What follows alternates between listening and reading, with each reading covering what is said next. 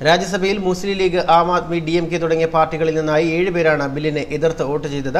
അണ്ണാ DMK അംഗങ്ങൾ സഭ ബഹിഷ്കരിക്കുകയും ചെയ്തിരുന്നു. സാമ്പത്തികമായി പിന്നാക്കം നിൽക്കുന്ന മുന്നാക്ക വിഭാഗത്തിലുള്ളവർക്ക് 10% സംവരണം നൽകാൻ കേന്ദ്ര മന്ത്രിസഭായോഗത്തിൽ തിങ്കളാഴ്ചയാണ് തീരുമാനം ഉണ്ടായിരുന്നത്. സാധാരണ ബുധനാഴ്ച ചേരാറുള്ള കേന്ദ്ര മന്ത്രിസഭായോഗം തിങ്കളാഴ്ച വിളിച്ചു ചേർത്തായിരുന്നു പ്രധാനമന്ത്രി നരേന്ദ്രമോദി ഈ തീരുമാനം പ്രഖ്യാപിച്ചത്. വാർഷിക വരുമാനം 8 ലക്ഷത്തിന് കീഴെ ഉള്ളവർക്കാണ് സംവരണത്തിന് യോഗ്യത ലഭിക്കുക. ഏറെക്കാലമായി RSS ഉൾപ്പെടെയുള്ള സംഘടനകൾ ആവശ്യപ്പെട്ടിരുന്നതാണ് സാമ്പത്തിക സംവരണം. 50%-ലധികം സംവരണം നൽകരുതെന്ന് സുപ്രീം കോടതി വിധിച്ചിട്ടുണ്ട്. എന്നാൽ ഇത് 10% കൂടി ഉയർത്തി 60%ആക്കുകയാണ് കേന്ദ്ര സർക്കാർ ഇപ്പോൾ ചെയ്തിരിക്കുന്നത്.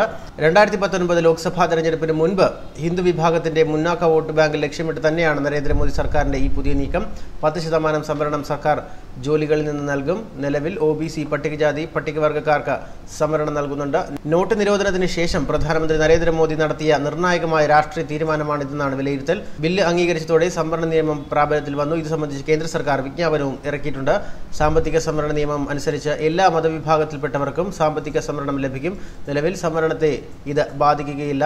തവർചന്ദ് ഗെലോട്ടെയാണ് ലോക്സഭയിൽ ബിൽ അവതരിപ്പിച്ചത്. സാമ്പത്തിക നീതി ഉറപ്പാക്കുകയാണ് സാമ്പത്തിക സംവരണത്തിന്റെ ലക്ഷ്യമെന്ന് ധനമന്ത്രി അരുൺ ജെയ്റ്റ്ലിയും ലോക്സഭയിൽ പറഞ്ഞിരുന്നു. ഭരണഘടനയുടെ 15-ാം വകുപ്പിൽ സാമ്പത്തികമായി പിന്നോക്കം നിൽക്കുന്നവരുടെ വിദ്യാഭ്യാസ ഉന്നമനത്തിനും പ്രത്യേക വിദ്യാഭ്യാസം കൊണ്ടുവരുന്നതിനും തടസ്സം ഇല്ലെന്ന 6-ാം അനുച്ഛേദത്തിന് ഭേദഗതിയായി ലോക്സഭ കൂട്ടിച്ചേർത്തത്. സ്വകാര്യ എയ്ഡഡ്, അൺഎയ്ഡഡ് സ്ഥാപനങ്ങൾക്കും വ്യവസ്ഥ ബാധകമാണ്. ന്യൂനപക്ഷ സ്ഥാപനങ്ങൾക്ക് ബാധകമല്ല. 10%ആണ് പരമാവധി സംവരണം. 6-ാം വകുപ്പും 6-ാം അനുച്ഛേദവും കൂട്ടിച്ചേർത്താണ് ഭേദഗതി ചെയ്തത്. സാമ്പത്തികമായി പിന്നോക്കം നിൽക്കുന്നവരുടെ 10% തൊഴിൽ സംവരണം ഉറപ്പാക്കാനാണിത്.